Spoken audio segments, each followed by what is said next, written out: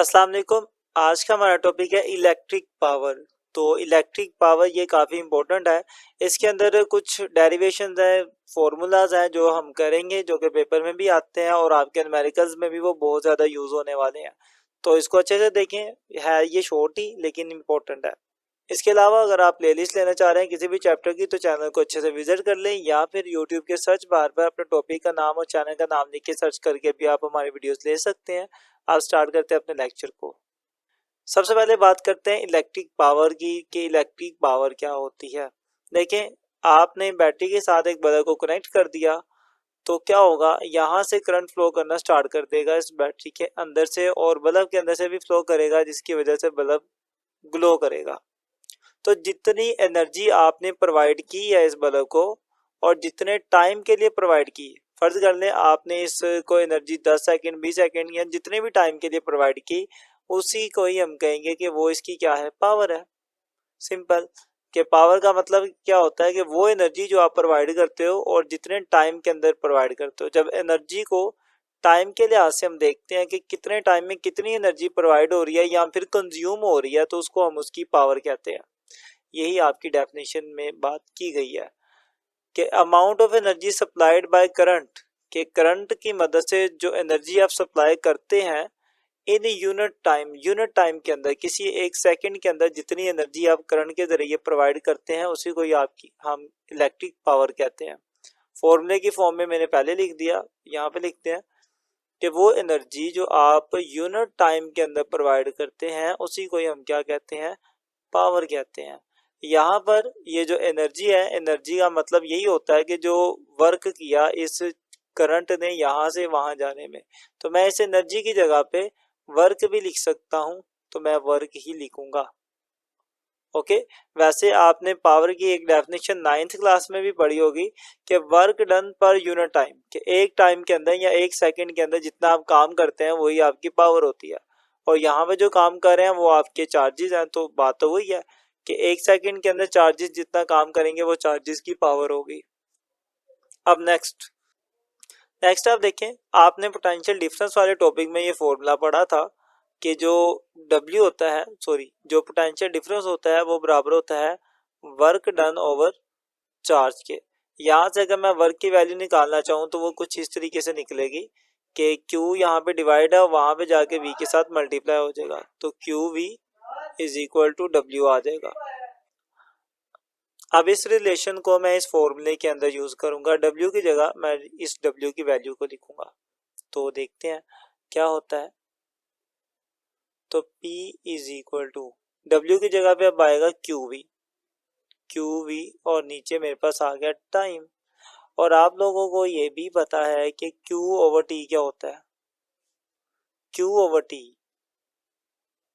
T होता है हमारे पास current, charge per unit time current होता है, तो मैं इसकी जगह पे करंट लिख सकता हूँ।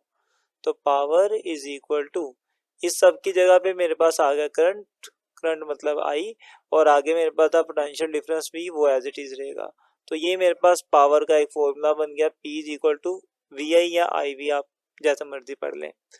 अच्छा, यहाँ पर इसको मजीद आप एक और भी इसे फॉर्मूला ड्राइव कर सकते हैं इस तरीके से। आपको पता है कि जैसे V किसके बराबर होता है, ओम लॉ में पढ़ा था, V is equal to IR के इक्वल होता है। तो मैं अब इस V की वैल्यू को इस V की जगह पे लिख देता हूँ, तो मेरे पास एक और नया फॉर्मूला आएगा। तो उस फॉर्मूले के मुताबिक P is equal to I, अब V की जगह मैं V की वैल्यू लिखने लगा हूँ, और V की वैल्यू मेरे पास है IR।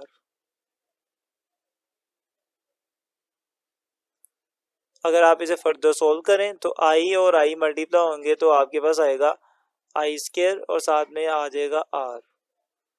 ले जी, पावर का आपके पास एक और फॉर्मूला आ गया, तो दो फॉर्मूले बन गए। आप यहीं से एक और फॉर्मूला भी बना सकते हैं इस तरीके से कि आपने इस फॉर्मूले में V की वैल्यू पुट करी थी ना, आप V की वैल्यू पुट करने की बजाय अगर I की वैल्यू पुट करो, इस I की, और करंट की वैल्यू आप निकालोगे यहाँ से, I चाहिए ना आपको, तो I यहीं पे रहने दो, R इधर आके डिवाइड होगा V के नीचे, तो करंट बराबर आ गया VR के। अगर मैं इस करंट की वैल्यू को पुट करूं इसके अंदर, तो फिर देखते हैं क्या होता है। या फिर एक और भी तरीका है कि आप इस करंट की वैल्यू को इसके अंदर पुट करने की बजाय आप इसके अंदर भी पुट कर सकते हैं। आप जिसके अंदर मर्जी लिख लें, आपके पास सेम रिजल्ट आने वाले हैं। तो मैं ऊपर वाले की बजाय नीचे वाले में पुट कर देता हूँ, आप ऊपर वाले में कर लीजिएगा। तो मैं आप लिख कर देखता हूँ क्या आता है। P is equal to, current की जगह पे मैं लिखूंगा V ओवर R। तो करंट की जगह पे आ गया मेरा V ओवर R। अब करंट के ऊपर स्केयर है तो इसके ऊपर भी स्केयर आना चाहिए। आगे मेरे पास रेजिस्टेंस R थी तो वो एज इट इज रहेगी। P is equal to, square open करें, V का स्केयर होगा V स्केयर, R का स्केयर होगा R स्केयर, और मल्टीप्लाई भी क्या हो रहा है, R हो रहा है। ऊपर भी आ रहा है नीचे भी आ रहा है, दोनों आपस में कैंसिल हो जाएंगे। R के स्केयर को कैंसिल करेगा तो एक R बच जाएगा। तो मेरे पास एक और फॉर्मूला आ जाएगा, P is equal to V square over R।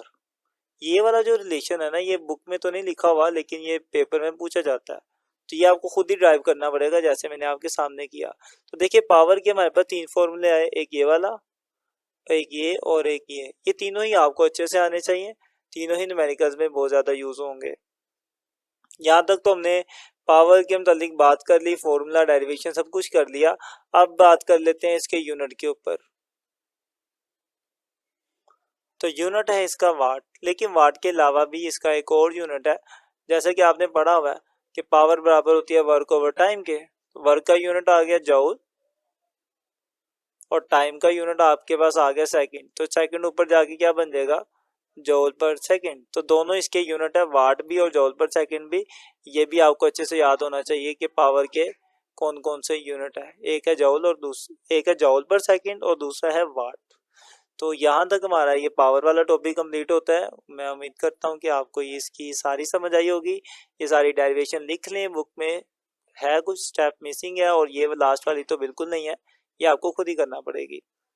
अगर आपको कोई क्वेश्चन हो तो आप लाजमी कमेंट करें, वीडियो अच्छी लगे तो दोस्तों तक शेयर भी करें। मिलते हैं इंशाल्लाह नेक्स्ट वीडियो में, तब तक के लिए अल्लाह हाफिज़।